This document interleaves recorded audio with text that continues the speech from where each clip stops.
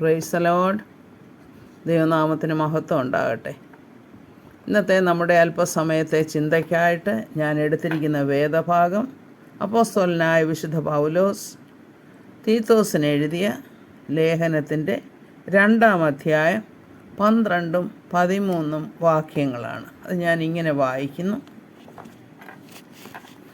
നാം ഭാഗ്യകരമായ പ്രത്യാശയ്ക്കായിട്ടും മഹാദൈവവും നമ്മുടെ രക്ഷിതാവുമായ യേശു ക്രിസ്തുവിൻ്റെ തേജസ്സിൻ്റെ പ്രത്യക്ഷതയ്ക്കായിട്ടും കാത്തുകൊണ്ട് ഭക്തികേടും പ്രപഞ്ചമോഹങ്ങളും വർജിച്ചിട്ട് ഈ ലോകത്തിൽ സുബോധത്തോടും നീതിയോടും ദൈവഭക്തിയോടും കൂടെ ജീവിച്ചു പോരേണ്ടതിന് അത് നമ്മെ ശിക്ഷിച്ചു വളർത്തുന്നു. Praise the Lord. ഞാൻ പ്രത്യേകിച്ചും ധ്യാനിക്കുവാൻ ആഗ്രഹിക്കുന്ന വാക്ക് എന്താണ് നമ്മുടെ ഭാഗ്യകരമായ പ്രത്യാശ. അതായത് ക്രിസ്തീയ ജീവിതത്തിന് ഒരു പ്രത്യാശയുണ്ട്. അതാണ് ക്രിസ്തീയ ജീവിതത്തിൻ്റെ ഭാഗ്യമെന്ന് പറയുന്നത്. ഭാഗ്യകരമായ പ്രത്യാശ, അതായത് ബ്ലെസ്സഡ് ഹോപ്പ്.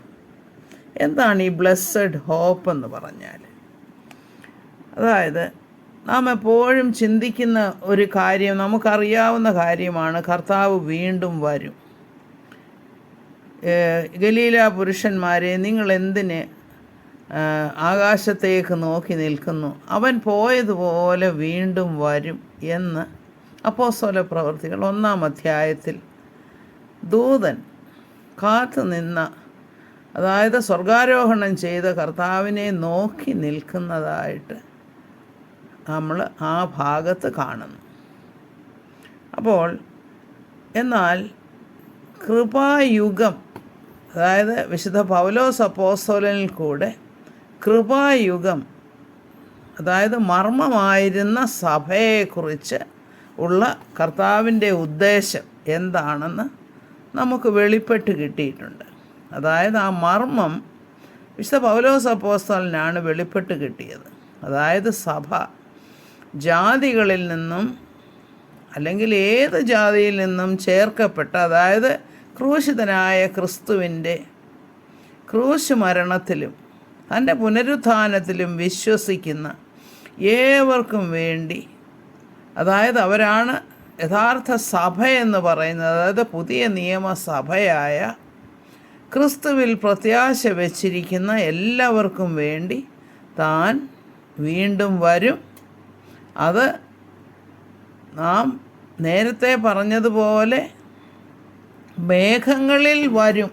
അതായത് കർത്താവിൻ്റെ 2-ാമത്തെ വരവെന്ന് പറയുമ്പം the year of the Lord, അല്ലെങ്കിൽ the day of the Lord എന്ന് പറയും. എന്നാൽ ആ ഡേ ഓഫ് ദ ലോഡ് അല്ല ഇത് പ്രത്യേകമായിട്ട് തന്നിൽ പ്രത്യാശ വച്ചിരിക്കുന്ന തൻ്റെ വിശുദ്ധർക്ക് വേണ്ടി, വിശുദ്ധരെന്ന് പറയുമ്പോൾ ക്രിസ്തുവിൻ്റെ ക്രൂശ് മരണത്തിലും പുനരുത്ഥാനത്തിലും വിശ്വസിക്കുന്ന തൻ്റെ സഭയെ, അല്ലെങ്കിൽ സഭയുടെ അംഗങ്ങളായിരിക്കുന്ന, അല്ലെങ്കിൽ വിശ്വസിക്കുന്ന ഏത് ദൈവ ജനത്തെയും കർത്താവ് വിളിക്കുന്നത്, അല്ലെങ്കിൽ പൗലോസ് അപ്പോസ്തലൻ വിളിക്കുന്നത് തൻ്റെ വിശുദ്ധന്മാരെന്നാണ്.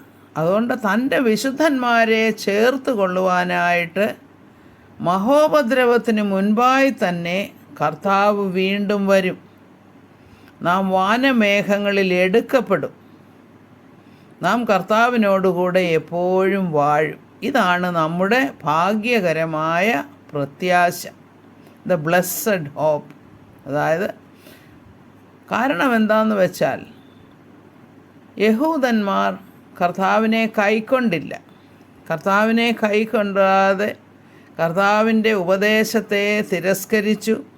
തന്നെയുമല്ല, കർത്താവിനെ മശിഹയായിട്ട് അവർ അംഗീകരിച്ചില്ല. അപ്പോൾ ജാതികളിലേക്ക് കർത്താവ് തിരിയുകയാണ്. അത് വിശുദ്ധ പൗലോസ് അപ്പോസ്തലനിൽ കൂടെയാണ് ആ ശുശ്രൂഷ നിവർത്തിക്കപ്പെടുന്നത്. അപ്പോൾ ആര് വിശ്വസിച്ചാലും അവരെല്ലാവരും, അതായത് കർത്താവിൻ്റെ ക്രൂശീകരണത്തിലും ആ രക്ഷണ്യ പ്രവൃത്തിയിലും വിശ്വസിക്കുന്ന ഏവരും തൻ്റെ സഭയായി തീർന്നു. അതായത് ബോഡി ഓഫ് ക്രൈസ്റ്റ് എന്നാണ് ആ വിശ്വാസികളെ, അതായത് വിശ്വസിക്കുന്ന നാം ഓരോരുത്തരും കർത്താവിൻ്റെ ശരീരത്തിൻ്റെ ഭാഗമാണ്, അംശമാണ്. കർത്താവിൻ്റെ ശരീരത്തിൻ്റെ ഓരോ അവയവങ്ങളാണ് നമ്മൾ. അപ്പോൾ ഈ കർത്താവിൻ്റെ ഈ വലിയ രക്ഷണ്യ പ്രവൃത്തിയിൽ വിശ്വസിക്കുന്ന നാം ഓരോരുത്തരും, നമുക്ക് ഓരോരുത്തർക്കും വേണ്ടി കർത്താവ് ആ സഭയെ ചേർത്ത് കൊള്ളുവാനായിട്ട് വരുന്ന സമയം നാം ഓരോരുത്തരും വാനമേഘങ്ങളിൽ എടുക്കപ്പെടും. നാം കർത്താവിനോടുകൂടെ എന്നും വസിക്കും. ഇതാണ് നമ്മുടെ ഭാഗ്യകരമായ പ്രത്യാശ എന്ന് പറയുന്നത്, ദ ബ്ലെസ്സഡ് ഹോപ്പ്. ഇങ്ങനെ ഇതെങ്ങനെ സാധ്യമാകുമെന്ന് പലരും സംശയത്തോടെ ചിന്തിക്കുന്ന ഒരു കാര്യമാണ്. എന്നാൽ കർത്താവ് പറഞ്ഞതാണ്, വിശുദ്ധ പൗലോസ് അപ്പോസ്തലനിൽ കൂടെ വെളിപ്പെടുത്തി തന്നതുമാണ്. ക്രിസ്തുവിൻ്റെ മഹത്വത്തിൽ നാം അവനോടുകൂടെ തേജസ്കരിക്കപ്പെടുകയും നാം നിത്യതയിൽ വാഴുകയും ചെയ്യണം എന്നുള്ളതാണ് കർത്താവിൻ്റെ ആഗ്രഹം. അതായത് ഇതാണ് ഏതൊരു ദൈവ പൈതലിൻ്റെയും പ്രത്യാശ. ഇതെങ്ങനെ സാധ്യമാകും? റോമാലേഖനം 8:3 പറയുന്നു, ജഡത്തിൻ്റെ ബലഹീനത നിമിത്തം നിയമമനുസരിക്കാൻ മനുഷ്യന് സാധ്യമാകുന്നില്ല. ഏതെങ്കിലും ഒരു നിയമം തെറ്റിപ്പോയാൽ ബാക്കി എല്ലാം അനുസരിച്ചാലും അത് അനുസരണക്കേടായി തന്നെ കണക്കാക്കപ്പെടുന്നുവെന്ന് നാം വചനത്തിൽ നിന്നും മനസ്സിലാക്കുന്നു. ഭൂരിഭാഗം നിയമങ്ങൾ അനുസരിച്ചാലും ഒന്നിൽ തെറ്റിപ്പോയാൽ നാം കുറ്റക്കാരായി കണക്കാക്കപ്പെടുന്നു. ഈ നിയമമാണ് വാസ്തവത്തിൽ ന്യായപ്രമാണമെന്ന് പറയുന്നത്. എന്നാൽ ന്യായപ്രമാണത്തിന് കഴിയാത്തതിനെ സാധിപ്പാൻ ദൈവം തൻ്റെ പുത്രനെ പാപജഡത്തിൻ്റെ സാദൃശ്യത്തിലും പാപം നിമിത്തവും അയച്ചു. അതായത് നമുക്കനുസരിക്കാൻ ബുദ്ധിമുട്ടാണ്, പ്രയാസമാണ്. അതുകൊണ്ട് കർത്താവ് കരുണ ചെയ്തതാണ്. പുത്രൻ കാൽവറി യാഗത്താൽ പാപജഡത്തിൽ ശിക്ഷ അനുഭവിച്ചത് നമുക്ക് വേണ്ടിയാണ്. പുത്രൻ തമ്പുരാൻ ന്യായപ്രമാണത്തിൻ്റെ നീതി നടപ്പാക്കുവാനാണ് യേശു കർത്താവ് സ്വയമായി കാൽവറിയിൽ യാഗമായി തീർന്നത്. കാൽവറിയിൽ മരിച്ച് അടക്കപ്പെട്ടു, 3-ാം ദിവസം ഉയർത്തെഴുന്നേറ്റു. യേശുവിനെ കർത്താവെന്ന് വായ്കൊണ്ട് ഏറ്റുപറയുകയും ദൈവം അവനെ മരിച്ചവരിൽ നിന്ന് ഉയർത്തെഴുന്നേൽപ്പിച്ചുവെന്ന് ഹൃദയം കൊണ്ട് വിശ്വസിക്കുകയും ചെയ്താൽ നാം രക്ഷിക്കപ്പെടുമെന്ന് റോമാലേഖനം 10:9-10 വാക്യങ്ങളിൽ പറയുന്നു. ഈ വാക്യമാണ് നമുക്ക് ഉറപ്പ് നൽകുന്നത്. ഇത് ദൈവകൃപയാണ്. ഈ വിശ്വാസവും കൃപയാലെയാണ് നാം പ്രാപിക്കുന്നതെന്ന് എഫേസ്യ ലേഖനത്തിൽ 2-ാം അധ്യായത്തിൽ പറയുന്നു. നമ്മുടെ ആരുടെയും പ്രവൃത്തികൾ ഈ രക്ഷയ്ക്ക് കാരണമല്ല.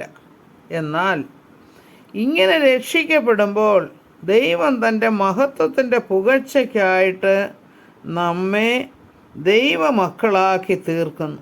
അതായത് കർത്താവിൽ വിശ്വസിക്കുന്നവരൊക്കെയും ദൈവത്തിൻ്റെ മക്കളായി തീരുവാൻ അവകാശം ലഭിച്ചിരിക്കുകയാണ്. നാം അവകാശികളായി തീരുകയാണ്. എന്തിൻ്റെ അവകാശികളാണ്? എല്ലാ സ്വർഗീയ നന്മകളുടെയും അവകാശികളായി തീരുകയാണ്. അതിൻ്റെ അടയാളമായി ദൈവം നമ്മെ പരിശുദ്ധാത്മാവിനാൽ മുദ്രയിടുന്നു. അങ്ങനെ മുദ്രയിട്ട് കഴിയുമ്പോൾ, അതായത് പരിശുദ്ധാത്മാവ് നമ്മുടെ ഉള്ളിൽ വരുമ്പോൾ, നാം ദൈവത്തിൻ്റെ ആത്മാവിൻ്റെ ഹിതപ്രകാരം ജീവിക്കാൻ ആഗ്രഹിക്കുന്നു. എന്നാൽ മനുഷ്യൻ്റെ ഉള്ളിൽ വസിക്കുന്ന പാപം പലപ്പോഴും അവനെ കീഴടക്കുകയും ചെയ്യുന്നു. ഇതാണ് മനുഷ്യന് ജീവിതത്തിലുള്ള പോരാട്ടമെന്ന് പറയുന്നത്. നമുക്ക് പോരാട്ടമുള്ളത് ജഡരക്തങ്ങളോടല്ല, വാഴ്ചകളോടും അധികാരങ്ങളോടും സ്വർലോകങ്ങളിലെ ദുഷ്ടാത്മസേനയോടുമാണെന്ന് വചനം പറയുന്നു. അതുതന്നെയാണ് നമ്മുടെ ജീവിതത്തിൽ നിരന്തരം പോരാട്ടമാണ്. എന്നാൽ ഒരു ആത്മാവിനാൽ നിറയപ്പെടുന്ന ഒരു വ്യക്തി, ആത്മാവിനാൽ നയിക്കപ്പെടുന്ന ഒരു വ്യക്തി ഇതിനോടൊക്കെയും പോരാടി ജയിക്കുവാനായിട്ട് പരിശുദ്ധാത്മാവ് സഹായിക്കുകയും ചെയ്യുന്നു. എന്നാൽ തെറ്റുപറ്റിപ്പോയാൽ എന്താണ്? പരിശുദ്ധാത്മാവ് നമുക്ക് പാപബോധം വരുത്തുകയും നാം വീണ്ടും അനുതാപത്തോടെ കർത്താവിൻ്റെ രക്തത്താൽ ശുദ്ധീകരണം പ്രാപിക്കുകയും ചെയ്യുന്നു. ഈ ഒരു നിരന്തരമായ പ്രക്രിയ നടന്നുകൊണ്ടേയിരിക്കും. യേശുവിൻ്റെ രക്തത്താലും വചനത്താലും നാം ശുദ്ധീകരിക്കപ്പെടുന്നു എന്ന് നമുക്കറിയാം. ഇങ്ങനെ വിശുദ്ധീകരിക്കപ്പെട്ട് ജീവിക്കുന്ന വിശ്വാസികളെ വീണ്ടെടുക്കപ്പെട്ട വിശുദ്ധന്മാരെ ചേർക്കാനാണ് യേശു കർത്താവ് മധ്യാകാശത്തിൽ വെളിപ്പെടുന്നത്. ഇങ്ങനെയുള്ള വ്യക്തികൾ ലോകത്തിൻ്റെ ഏത് ഭാഗത്തായിരുന്നാലും അവരെല്ലാം ക്രിസ്തുവിൻ്റെ സഭയിലെ അംഗങ്ങളാണ്. ക്രിസ്തു വരുന്നത് തൻ്റെ സഭയെ ചേർത്ത് കൊള്ളാനാണ്. അതിനാണ് റാപ്ചർ അല്ലെങ്കിൽ എടുക്കപ്പെടൽ എന്ന് പറയുന്നത്. വേദപുസ്തകത്തിൽ റാപ്ചേർഡ് ആയവരുടെ, അതായത് പ്രത്യേകിച്ച് ഹാനോക്കിനെ കുറിച്ച് നമ്മൾ വായിക്കുന്നത്, അവൻ ദൈവത്തോട് കൂടെ നടന്നു, അതിനാൽ അവൻ എടുക്കപ്പെട്ടു, തന്നെ കാണാതെയായി എന്നാണ് പറയുന്നത്. അപ്പോൾ ഇതേ അനുഭവം തന്നെയാണ് നമുക്ക് ഓരോരുത്തർക്കും, അതായത് ക്രിസ്തുവിൻ്റെ സഭയ്ക്ക് ഉണ്ടാകുന്നത്. മേഘങ്ങളിൽ നാം എടുക്കപ്പെടും, കാഹളം ധ്വനിക്കും, മരിച്ചവർ ആദ്യം ഉയർത്തെഴുന്നേൽക്കും. ജീവിച്ചിരിക്കുന്നവരായ നാമും നമ്മുടെ ശരീരം രൂപാന്തരപ്പെട്ട് ക്രിസ്തുവിനോട് കൂടെ ചേരും. ഇതാണ് നമ്മുടെ പ്രത്യാശ. അപ്പോൾ ഭാഗ്യകരമായ പ്രത്യാശ എന്ന് വെച്ചാൽ കർത്താവിനോട് കൂടെ തൻ്റെ തേജസ്സിൽ എന്നും വാഴുവാനായിട്ട് കർത്താവ് തരുന്ന ആ ഒരു അവസരത്തെയും അതിനെ നോക്കി പാർക്കുന്ന അവസ്ഥയെയുമാണ് ഈ ഭാഗ്യകരമായ പ്രത്യാശ എന്ന് പറയുന്നത്. എന്നാൽ ചിലർക്കൊക്കെയും അതിനെക്കുറിച്ച് സംശയം തോന്നാം. എന്തിനാണ് കർത്താവ് അത് ചെയ്യുന്നത് എന്ന് വെച്ചാൽ, കർത്താവ് താൻ സ്നേഹിക്കുന്നവരെ സംരക്ഷിക്കുന്നുവെന്ന് നമുക്കറിയാം. അതായത് ഈ ഭാഗ്യകരമായ പ്രത്യാശയാണ് നമ്മുടെ ക്രിസ്തീയ ജീവിതത്തിൻ്റെ ഏറ്റവും മനോഹരമായ അവസ്ഥ. ഈ ബ്ലെസ്സഡ് ഹോപ്പ് അല്ലെങ്കിൽ ഈ ഭാഗ്യകരമായ അവസ്ഥ നമ്മളോട് ആരെങ്കിലും ചോദിക്കുക, അത് ഉള്ളതാണോ, അതെങ്ങനെ നടക്കും എന്നൊക്കെ ചോദിച്ചാൽ നമുക്ക് പറയാനായിട്ട് എങ്ങനെ നമ്മൾ അതിന് ആൻസർ പറയണമെന്നുള്ളത് വിശുദ്ധ പത്രോസ് അപ്പോസ്തലൻ പറയുന്നുണ്ട്. നിങ്ങളിലുള്ള പ്രത്യാശയെക്കുറിച്ച് ന്യായം ചോദിക്കുന്ന ഏവനോടും സൗമ്യതയും ഭയഭക്തിയും പൂണ്ട് പ്രതിവാദം പറയാൻ എപ്പോഴും ഒരുങ്ങിയിരിപ്പീൻ. അതായത് 1 പത്രോസ് 3:15 വാക്യമാണത്. അതായത് നമ്മളിലുള്ള പ്രത്യാശയെക്കുറിച്ച് ആരെങ്കിലും ചോദിക്കുക, അപ്പോൾ നമ്മൾ എന്താണ്? സാവധാനതയോടെ, ക്ഷമയോടുകൂടെ നാം അവരോട് എന്ത് പറയണം? എന്താണ് ഈ പ്രത്യക്ഷത, അതായത് കർത്താവ് എന്ത് പ്രത്യാശയാണ് നമുക്ക് നൽകിയിരിക്കുന്നതെന്ന് സാവധാനത്തോടെ നാം അവരെ പറഞ്ഞു മനസ്സിലാക്കണം. നമുക്കറിയാം നോഹയുടെ കഥ അല്ലെങ്കിൽ നോഹയുടെ സംഭവം എന്ന് വെച്ചാൽ, ഉൽപ്പത്തി പുസ്തകം 6-ാം അധ്യായത്തിൽ നാം നോഹയെക്കുറിച്ച് വായിക്കുന്നുണ്ട്. ഭൂമിയിൽ മനുഷ്യൻ്റെ ദുഷ്ടത വലിയതെന്നും അവൻ്റെ ഹൃദയവിചാരങ്ങളുടെ നിരൂപണമൊക്കെയും എല്ലായ്പ്പോഴും ദോഷമുള്ളതും അത്രേ എന്ന് യഹോവ കണ്ടു. അപ്പോൾ എന്താണ് കർത്താവ് നോഹയോട് കൃപ കാണിച്ചു എന്നുവെച്ചാൽ നോഹയുടെ അടുത്ത് പറഞ്ഞു, ഭൂമിയെ നോക്കി, അത് വഷളായി. സകല ജഡവും ഭൂമിയിൽ തൻ്റെ വഴി വഷളാക്കിയിരുന്നുവെന്ന് കർത്താവ് മനസ്സിലാക്കി. അതുകൊണ്ട് ദൈവം നോഹയോട് കൽപ്പിച്ചു, സകല ജഡത്തിൻ്റെയും അവസാനം എൻ്റെ മുൻപിൽ ഞാൻ കാണുന്നു, മുൻപിൽ വന്നിരിക്കുന്നു. ഭൂമി ഈ വഷളായ മനുഷ്യരുടെ അതിക്രമങ്ങൾ കൊണ്ട് നിറഞ്ഞിരിക്കുകയാണ്. അതുകൊണ്ട് ഞാൻ എന്താ ചെയ്യാൻ പോകുന്നത്? ഞാൻ അവരെ ഭൂമിയോടുകൂടെ നശിപ്പിക്കും. അതായത് ഈ വഷളായ ആ ജനത്തെ വെച്ചുകൊണ്ടിരുന്നാൽ ഭൂമി മുഴുവനും വഷളായി പോകും.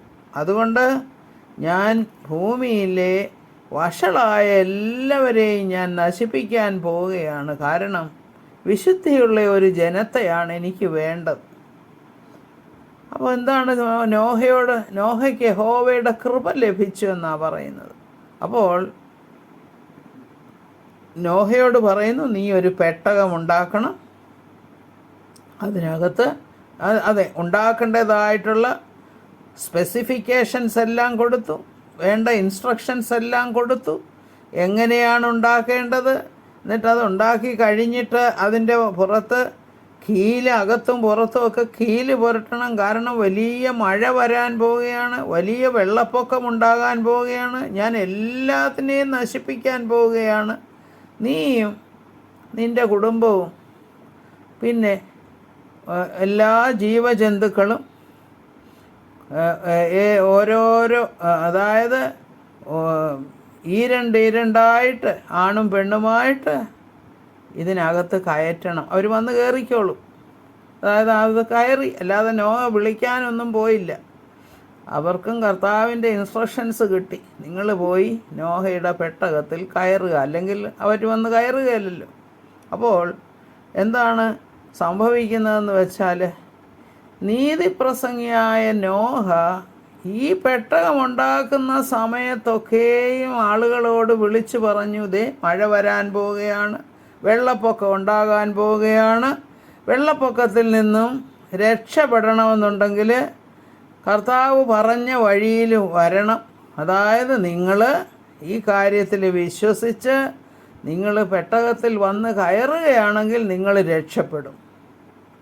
എന്നാൽ ഇത്രയും വർഷങ്ങൾ നീതിപ്രസംഗിയായ നോഹ പ്രസംഗിച്ചിട്ടും ഇവരാരും വന്നില്ല. നമുക്കൊന്ന് ആലോചിക്കാവുന്നതേ ഉള്ളൂ. ഈ നോഹയും മക്കളും ഒക്കെ കൂടെ ഈ വർഷങ്ങളോളം എടുത്ത്, ഏകദേശം 100 വർഷങ്ങളോളം, 100-120 വർഷങ്ങളെടുത്ത് കാണും. അത്രയും വർഷങ്ങൾ കൊണ്ട് പണിഞ്ഞപ്പോൾ, ഈ വലിയ പെട്ടകം പണിഞ്ഞപ്പോൾ ആളുകൾ പരിഹസിച്ച് കാണും. എന്നാൽ കർത്താവ് പറഞ്ഞതുപോലെ തന്നെ സംഭവിച്ചു. നോഹയും മക്കളും, നോഹയും കുടുംബവും, നോഹയും ഭാര്യയും തൻ്റെ 3 ആൺമക്കളും അവരുടെ ഭാര്യമാരും അവരിതിനകത്ത് കയറി 8 പേര് നശിക്കാതെ ആ പ്രളയത്തെ അതിജീവിച്ചു എന്ന് നമ്മൾ മനസ്സിലാക്കുന്നു. അപ്പം നോഹയ്ക്ക് എന്താണ്? കൃപ ലഭിച്ചു. ഈ കൃപ തന്നെയാണ് നമുക്കിപ്പോൾ ലഭിച്ചേക്കുന്നത്. നമ്മുടെ ഗുണം കൊണ്ടൊന്നുമല്ല. കർത്താവ് കാൽവറിയിൽ യാഗമായി തീർന്നത് കൊണ്ട് അതിൽ വിശ്വസിക്കുന്ന ഏവർക്കും ഇന്നൊരു കൃപ ലഭിച്ചിരിക്കുക. ഈ കൃപയെ നമ്മൾ അലക്ഷ്യമാക്കരുത്. ഇതാണ് നമ്മുടെ പ്രത്യാശ. അതായത് കർത്താവ് വരും, വാനമേഘങ്ങളിൽ നമ്മെ ചേർത്തുകൊള്ളും, നാം എന്നും കർത്താവിനോട് കൂടെ നിത്യതയിൽ വസിക്കും. ഇതാണ് കർത്താവ് നമ്മെക്കുറിച്ച് ആഗ്രഹിക്കുന്നതും നാം ചെയ്യുവാനായി കർത്താവ് പ്രതീക്ഷിക്കുന്നതും. അതുപോലെ തന്നെ നമുക്കറിയാം, സോദോം ഗൊമോറയുടെ നിലവിളി കർത്താവിൻ്റെ സന്നിധിയിൽ എത്തിയപ്പോൾ കർത്താവ് അബ്രഹാമിനോട് പറയുകയാണ് ഈ കാര്യത്തെക്കുറിച്ച്. ഞാൻ അവിടം നശിപ്പിക്കാൻ പോവുകയാണ്. കാരണം അവിടെ വഷളത്വം വർദ്ധിച്ചിരിക്കുന്നു. അപ്പം ലോത്ത് അവിടെയാണ് താമസിക്കുന്നത്. ലോത്തും കുടുംബവും, തൻ്റെ സഹോദരൻ്റെ മകനാണ് ലോത്ത്. ലോത്തും കുടുംബവും അവിടെ താമസിക്കുന്നു. അപ്പോൾ അവരെ വിടുവിക്കണമല്ലോ. അപ്പോൾ അബ്രഹാം പറയുകയാണ്, നീ ഇങ്ങനെ ഒരു നാളും ചെയ്യുകയില്ലല്ലോ. നീതിമാൻ ദുഷ്ടനെ പോലെ ആകത്തക്കവണ്ണം ദുഷ്ടനോടുകൂടെ നീ ഒരിക്കലും നീതിമാനെ കൊല്ലുകയില്ല. എനിക്കറിയാമത്. കർത്താവിനോട് സംസാരിക്കുക. സർവഭൂമിയുടെയും ന്യായാധിപതിയായവൻ നീതി പ്രവർത്തിക്കാതിരിക്കുമോ? കാരണം എൻ്റെ ബന്ധുവായ ലോത്തും മക്കളുമൊക്കെ അവിടെയുണ്ട്. അവരെ നീ നശിപ്പിക്കുകയില്ല എന്ന് എനിക്കറിയാം. ഇതാണ് അബ്രഹാം പറയുന്നത്. അപ്പോൾ കർത്താവിനോട് ലോത്തിൻ്റെ വിടുതലിനായിട്ട്, അല്ലെങ്കിൽ ലോത്തിനെ രക്ഷിക്കാനായിട്ട് സംസാരിക്കുകയാണ് കർത്താവിനോട്. കർത്താവേ, നീ അങ്ങനെ ചെയ്യുകയില്ല എന്ന് എനിക്കറിയാം. അപ്പോൾ കർത്താവിനോട് ചോദിക്കുക, കർത്താവേ, ഇത്രയും പേരുണ്ടെങ്കിൽ ഒരു 50 പേരെങ്കിലും അവിടെ ഉണ്ടെങ്കിൽ നീ അവിടെ നശിപ്പിക്കുമോ? കർത്താവ് പറഞ്ഞില്ല. പിന്നെയും പറഞ്ഞു, 40 നശിപ്പിക്കുമോ? ഇല്ല, നശിപ്പിക്കുകയില്ല. അത്രയും പേരെങ്കിലും ഉണ്ടെങ്കിൽ, നല്ലവർ അത്രയും പേരെങ്കിലും ഉണ്ടെങ്കിൽ ഞാൻ നശിപ്പിക്കുകയില്ല എന്ന് പറയണം. അങ്ങനെ പറഞ്ഞ് അവസാനം പറഞ്ഞ്, കോപിക്കല്ലേ കർത്താവേ, ഞാൻ ഒരു പ്രാവശ്യം കൂടെ ഒന്ന് സംസാരിച്ചോട്ടെ. 10 പേരെ അവിടെ കണ്ടാൽ നീ നശിപ്പിക്കുമോ? കർത്താവ് പറഞ്ഞില്ല, നശിപ്പിക്കുകയില്ല എന്ന് കർത്താവ് അരുളി ചെയ്തു. അങ്ങനെ അപ്പം പിന്നെ ഇനി നിവർത്തിയില്ല. അപ്പം വിചാരിച്ചു, ലോത്തും തൻ്റെ മക്കളും ഒക്കെ കൂടെ അത്രയും പേരെങ്കിലും കാണും, അത്രയും പേരെങ്കിലും വിടുവിക്കപ്പെടുമല്ലോ.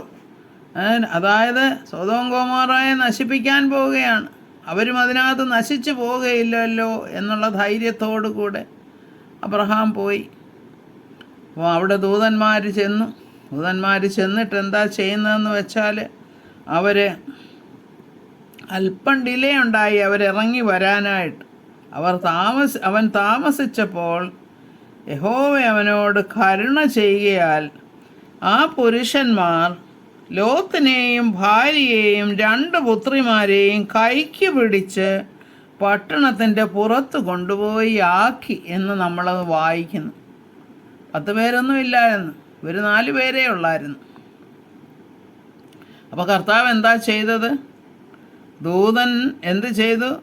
യഹോവ അവനോട് കരുണ ചെയ്യുകയാൽ ആ പുരുഷന്മാർ, അവിടെ അയച്ചിരുന്ന 2 പുരുഷന്മാർ, അവനെയും ഭാര്യയെയും 2 പെൺമക്കളെയും കൈക്ക് പിടിച്ച് വലിച്ചുകൊണ്ട് നഗരത്തിൻ്റെ പുറത്ത് വരെ കൊണ്ടുപോയി അവരെ അവിടെ വിട്ടു. ഇനി നിങ്ങൾ ഇന്നിടത്തോട്ട് ഓടിപ്പോയിക്കൊള്ളൂ എന്ന് പറഞ്ഞുകൊണ്ട്. അങ്ങനെ നാം അവിടെ കാണുന്നത് എന്താണെന്ന് വെച്ചാൽ, ആ 4 പേരെ വിടുവിക്കാനായിട്ടും കർത്താവ് തൻ്റെ ദൂതന്മാരെ അയച്ചു. അപ്പോൾ ഇത് തന്നെയാണ് ഇവിടെയും, അതായത് ഇനിയും ലോകത്തിൽ സംഭവിക്കാനുള്ളത്. കർത്താവിൽ പ്രത്യാശ വച്ചിരിക്കുന്ന ഒരുവനെയും കർത്താവ് തള്ളിക്കളയുകയില്ല. കർത്താവിൻ്റെ വരവിനായി കാത്തിരിക്കുന്നവർക്ക് വേണ്ടി കർത്താവ് വാനമേഘങ്ങളിൽ വരും. അപ്പോൾ ആ സമയത്ത് കാഹളം ധ്വനിക്കുമ്പോൾ ഭൂമിയിൽ മരിച്ചവരെല്ലാം കർത്താവിൽ നിദ്ര പ്രാപിച്ചവർ, കർത്താവിൽ വിശ്വസിച്ച് ജീവിച്ച് തനിക്കായി കാത്തിരുന്നവർ, അവരെല്ലാം ഉയർത്തെഴുന്നേൽക്കും, മേഘങ്ങളിൽ എടുക്കപ്പെടും. അതിനോടൊപ്പം അത് കഴിഞ്ഞിട്ട് കർത്താവിൽ വിശ്വസിക്കുന്ന നാം ഓരോരുത്തരും, ജീവിച്ചിരിക്കുന്നവരോരോരുത്തരും, അതായത് കർത്താവിൻ്റെ ആ മേഘപ്രത്യക്ഷതയിൽ പ്രത്യാശ വച്ചിരിക്കുന്നവർ, അവരെല്ലാവരും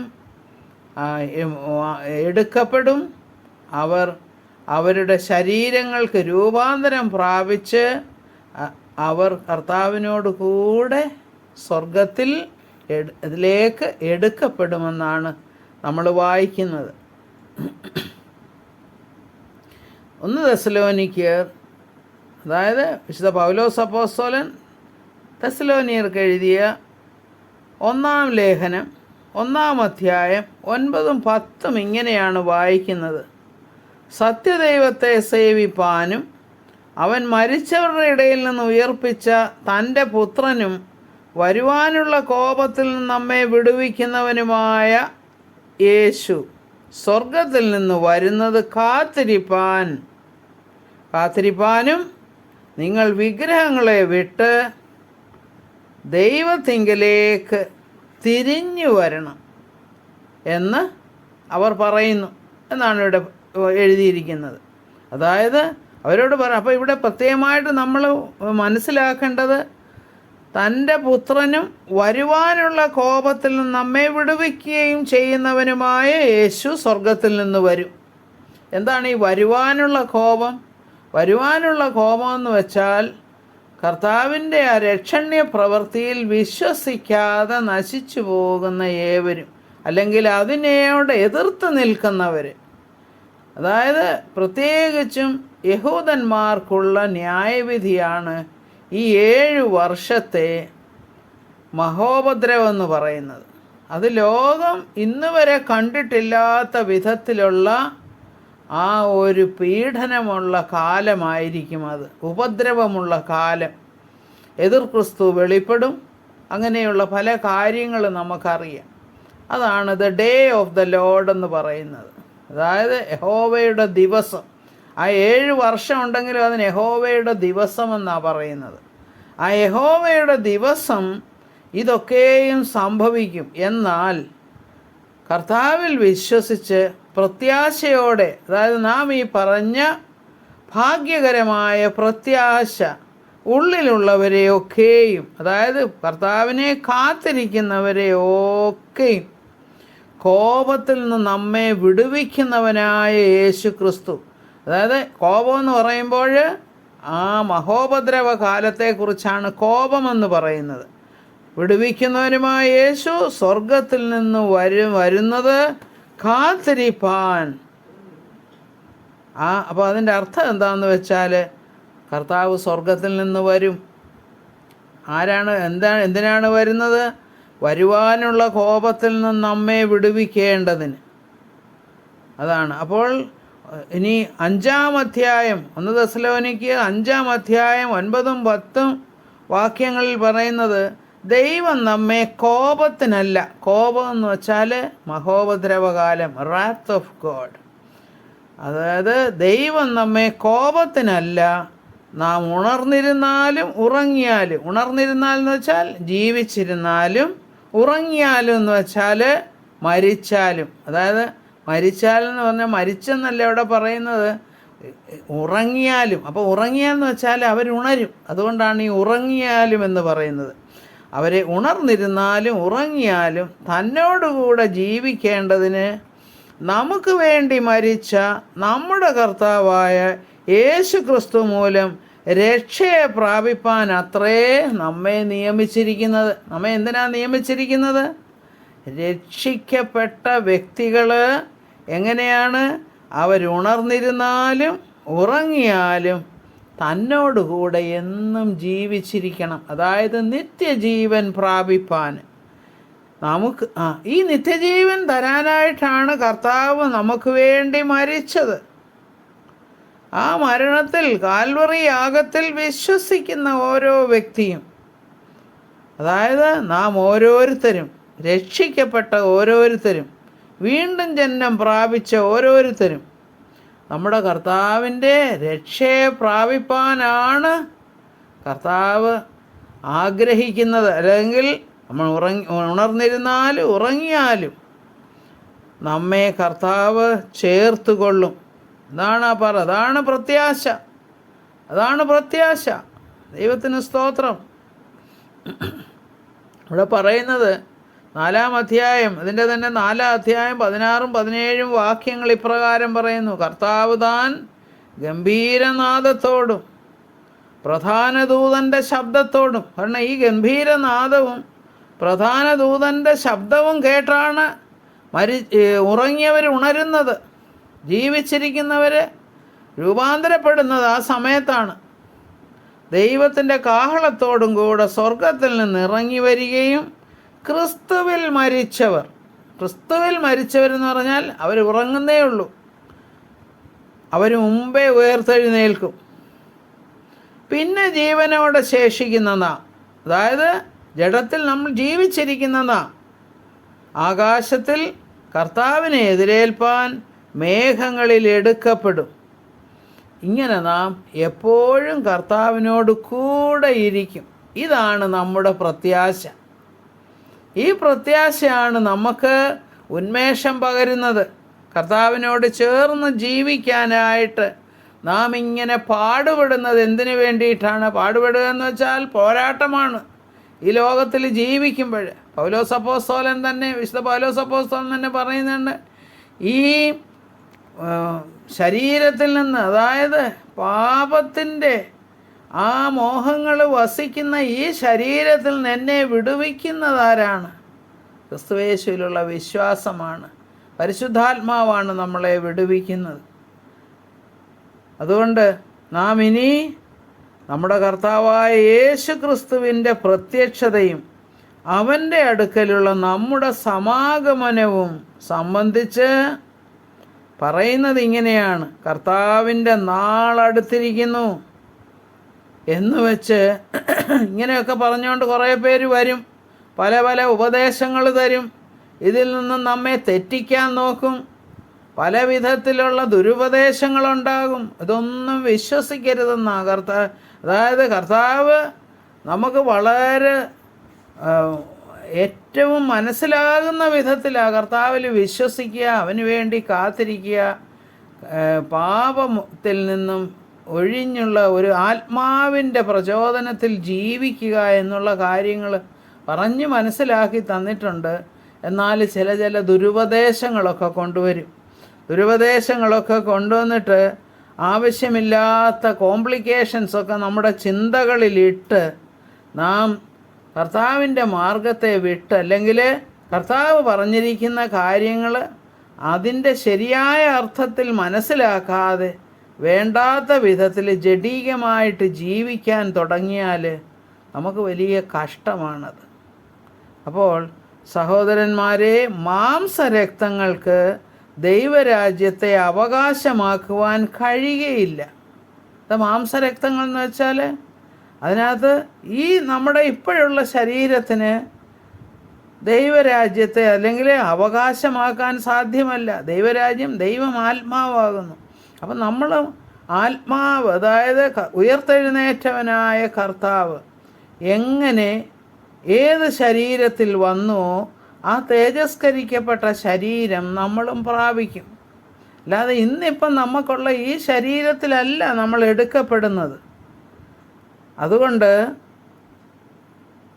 നാം എല്ലാവരും രൂപാന്തരപ്പെടും, കാഹളം ധ്വനിക്കും, മരിച്ചവർ അക്ഷയരായി ഉയർക്കുകയും നാം രൂപാന്തരപ്പെടുകയും ചെയ്യും. അക്ഷയരായെന്ന് വെച്ചാൽ അവർ മരിച്ചില്ല, അവരുറങ്ങുകയായിരുന്നു, അവരെഴുന്നേൽക്കും, അവർക്ക് ശരീരം ലഭിക്കും, അതുപോലെയുള്ള ശരീരം നമുക്കും ലഭിക്കും. അങ്ങനെ നാം കർത്താവിനോട് കൂടെ വാഴും എന്നുള്ളതാണ് നമ്മുടെ പ്രത്യാശ. ഈ പ്രത്യാശയ്ക്കായിട്ട് ഈ പ്രത്യാശ കാത്തുകൊണ്ട് നാം ജീവിക്കണം. അതുകൊണ്ട് നമ്മൾ എന്താ ചെയ്യേണ്ടത്? നമ്മൾ ഉറപ്പുള്ളവരായിരിക്കണം നമ്മുടെ വിശ്വാസത്തിൽ, കുലുക്കമില്ലാത്തവരായിരിക്കണം വിശ്വാസത്തിൽ. നമ്മുടെ പ്രയത്നം കർത്താവിൽ വ്യർത്ഥമല്ല എന്നറിഞ്ഞിരിക്കയാൽ, അതായത് നാം ദൈവികമായിട്ടല്ലാതെ കർത്താവിൻ്റെ ആത്മാവിൻ്റെ നിയന്ത്രണത്തിൽ ചെയ്യുന്ന എല്ലാ കാര്യങ്ങൾക്കും നമുക്ക് പ്രതിഫലവും ലഭിക്കും. അതായത് ദൈവത്തിൻ്റെ സിംഹാസനത്തിൻ്റെ മുൻപാകെ നിൽക്കേണ്ടവരാണ് നമ്മൾ. അപ്പോൾ ലജ്ജിക്കാതിരിക്കാനായിട്ട് നാം അവൻ്റെ ഉപദേശമനുസരിച്ച് ആത്മാവിൽ ജീവിക്കുവാനായിട്ട് പൗലോസ് അപ്പോസ്തലൻ ആഹ്വാനം ചെയ്യുകയാണിത്. കാരണം നമ്മുടെ പൗരത്വം എവിടെയാ? നമ്മുടെ പൗരത്വം സ്വർഗത്തിലാണ്. നമ്മളിപ്പം ഈ ശരീരത്തോടു കൂടെയാണ് ഇപ്പോൾ ജീവിക്കുന്നത്. എന്നാൽ ശരീരത്തിൽ നാം ജീവിക്കുന്ന സമയത്ത് നമ്മുടെ ശരീരത്തിൽ നാം ചെയ്യുന്ന ഓരോന്നും പരിശുദ്ധാത്മാവിൻ്റെ നിയന്ത്രണത്തിലായിരിക്കണം. ജഡീക സ്വഭാവമുള്ളവരായിരിക്കരുത് എന്നാണ് അതിൻ്റെ അർത്ഥം. നമ്മുടെ പൗരത്വം സ്വർഗത്തിലാകുന്നു. അവിടെ നിന്ന് കർത്താവ് രക്ഷിതാവായി വരും. ഇത് നമ്മുടെ പ്രത്യാശയാണ്. നാം ദൈവത്തിൽ ആശിച്ച് കാത്തിരിക്കുന്നു. അവൻ സകലവും തനിക്ക് കീഴ്പ്പെടുത്തുവാൻ കഴിയുന്ന തൻ്റെ വ്യാപാര ശക്തി കൊണ്ട് നമ്മുടെ താഴ്ചയുള്ള ശരീരത്തെ തൻ്റെ മഹത്വമുള്ള ശരീരത്തോട് അനുരൂപമായി രൂപാന്തരപ്പെടുത്തും. ഇതിൽ പരം എന്ത് പ്രത്യാശയാണ് നമുക്ക് വേണ്ടത്? ഇതാണ് നമ്മുടെ പ്രത്യാശ. അതുകൊണ്ട് എന്താ ചെയ്യേണ്ടത്? ഇവിടെ പറയുന്നത് തീത്തോസിൻ്റെ ലേഖനം ആണല്ലോ നമ്മൾ ആദ്യം വായിച്ചത്. 2-ാം അധ്യായം 12-ാമത്തെ വാക്യത്തിലാണല്ലോ ഈ പ്രത്യാശയെക്കുറിച്ച് പറയുന്നത്. അതുകൊണ്ട് വീണ്ടും പറയുകയാണ്. 13 മുതൽ 15 വരെയുള്ള വാക്യങ്ങൾ ഇങ്ങനെയാണ് വായിക്കുന്നത്. അതുകൊണ്ട് ഭക്തികേടും പ്രപഞ്ചമോഹങ്ങളും വർജിച്ചിട്ട് ഈ ലോകത്തിൽ സുബോധത്തോടും നീതിയോടും ദൈവഭക്തിയോടും കൂടെ ജീവിച്ചു പോരേണം. ഇതാണ് നമ്മൾ ഇസ്രായേൽ മക്കളുടെ ചരിത്രം നമുക്കറിയാം. കർത്താവ് അവരെ കഴുകൻ തൻ്റെ കുഞ്ഞുങ്ങളെ എങ്ങനെ ചിറകിന്മേൽ വഹിച്ചു കൊണ്ടുവരുമോ അതുപോലെ കൊണ്ടുവന്നതാ. പക്ഷെ അവർ തെറ്റിപ്പോയി, അനേകർ പട്ടുപോയി എന്ന് പറയുന്നു. അങ്ങനെ വരാതിരിക്കാൻ വേണ്ടിയിട്ട് നമ്മൾ എന്താ ചെയ്യേണ്ടത്?